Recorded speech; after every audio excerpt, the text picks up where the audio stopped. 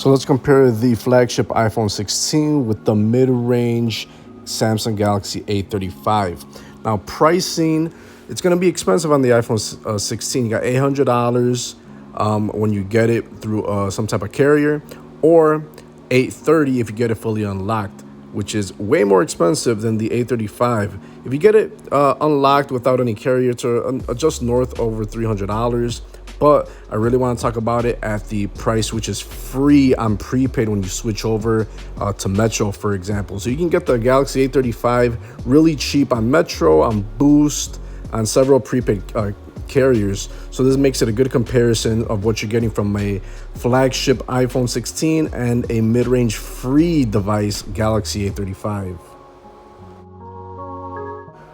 So the iPhone is the more overall smaller, more lightweight device than the bigger, taller, heavier Galaxy A35. So that's going to be the big difference right here. Think of the Samsung as a phablet type size phone. It's as big as the Pro models of the iPhone, for example. So if you have smaller hands, or if you just like a more pocketable device, the iPhone is the way to go. And for build quality, both of these are pretty nice. Glass on the front and back of these devices, but the iPhone has the aluminum frame. But if you slap a case on it, it won't make much of a difference, but they both feel quality. One difference between these right off the bat, though, is the iPhone only has eSIM, while the Samsung has the advantage of having a nano SIM and eSIM. So that's good for travelers, or if you swap out devices, having that nano SIM card slot is very, very nice. Both are dust and water resistant, but the iPhone more so. IP68 6 meters. The Samsung is IP67 up to 1 meter.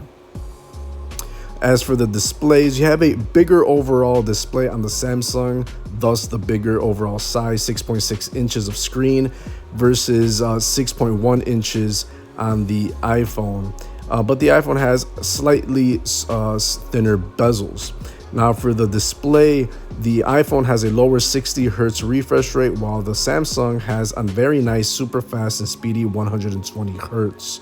But the iPhone has is just a brighter device overall than the Samsung, twice as bright. What else do we have here? Resolution is a little bit better on the iPhone. But the Samsung comes back on the display with an always on display, something that's only found on the Pro models of the iPhone. Now for software, you have iOS 18 on iPhone, and it has several years of updates for sure every year.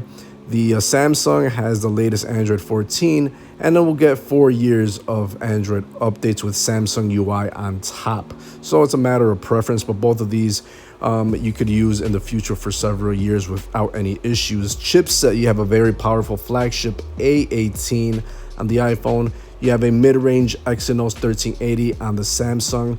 Both of these will handle everyday apps from both app stores very nicely, but the better overall device for heavy intensive apps is going to be the iPhone. You will see some stuttering and you'll face some slowdowns with the Samsung when you are trying to do anything more than casual gaming. Now, the storage situation, the iPhone has a very middling 128 gigs of internal storage, as does the Samsung. Also starts off at 128 gigs, but it has the micro SD card slots. So a big win in storage when it comes to for the Samsung. You have 8 gigs of RAM, which is very speedy, very nice on iPhone. And you have 6 gigs, which is not that good for Android and Samsung devices. So when it comes to pure performance, the iPhone just blows the Samsung out of the water, especially given that the Samsung has a mid-level to lower-end chipset and 6 gigs of RAM, which is very low in the Android world. Android needs a lot of RAM to at least run respectively, so keep that in mind. For the camera situation, the iPhone has 2 cameras on the back, 48 megapixel main, 12 megapixel ultra wide. Samsung has 3 cameras, 50 megapixel main, 8 megapixel ultra wide, 5 megapixel macro, both shoot in 4K, as does the selfie camera, also shoots in 4K. And I'll give it to you simply, iPhone is the best camera out there for pictures and video, even in low light. Samsung, respectable, but not good at all, especially in low light situations. The video and the camera or the pictures will be very nice in the daytime, but then even in good lighting, the Samsung video will be kind of choppy. So this is not the best camera if you want, really nice videos, if you pick the Samsung. But if it doesn't matter, both of these will give you very respectable shooters for everyday posts on social media and messaging. Neither of these have a headphone jack, Bluetooth 5.3 on both. Both have NFC for payments, and both have USB Type-C for charging. For unlocking the devices, Face ID and the iPhone, while the Samsung has a under-the-display fingerprint reader. It's optical, so it's not super perfect, but it is very, very nice to have. And also it has a form of unlock with your face, so you could unlock the device without putting your finger on it. So in reality, the Samsung has two ways of unlocking your device, but that face unlock will not work with your banking or your passwords app, which need a higher sensor camera, just more security, more secure way. So Face ID wins in that regard, but more options for unlocking on the Samsung. As for battery, both of these will give you all-day battery life. You won't have any issues there. Both have mid-level fast charging. Charge your device 50% in 30 minutes. But there's no wireless charging of any kind on the Samsung, while you do have wireless charging on the iPhone. So like in every comparison, the newest iPhone always has the best power. It has the best cameras.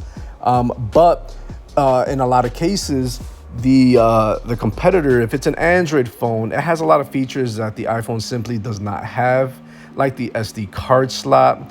And the pricing is always going to be better on the Android side. The iPhone, $800. In this case, the Samsung A35, which is a very nice device for free. You can get it for free and prepaid. There's not a lot of deals when it comes to the iPhone. And there's some simply cool things that are just offered on the Samsung. For example, the 120 hertz refresh rate and the always on display. And you have the option of fingerprint and face unlock on the Samsung. So you do have some really good advantages, practical advantages on the Samsung that you don't get on the iPhone. So you have a very powerful, expensive device with a great camera, and you have a super cheap but lots of features, but the camera kind of sucks on the Samsung.